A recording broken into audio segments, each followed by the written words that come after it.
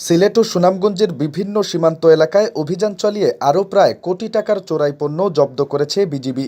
মঙ্গলবার এক সংবাদ বিজ্ঞপ্তিতে এই তথ্য জানায় বিজিবি ৪৮ ব্যাটালিয়নের অধিনায়ক লে কর্নেল মোহাম্মদ হাফিজুর রহমান জানান, সোমবার দিবাগত গভীর রাতে সিলেট ও সুনামগঞ্জ জেলার সীমান্তবর্তী কয়েকটি স্থানে অভিযান চালিয়ে ভারতীয় ৭২ পিস শাড়ি, ২১৭.৫ মিটার পর্দার কাপড় ও ২টি মোটরসাইকেল জব্দ করা হয়।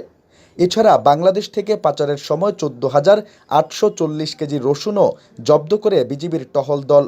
অভিযানকালে সিলেটের একটি কোয়ারি থেকে অবৈধভাবে পাথর উত্তোলন কাজে ব্যবহৃত ৫টি বার্কি নৌকা জব্দ করা হয়।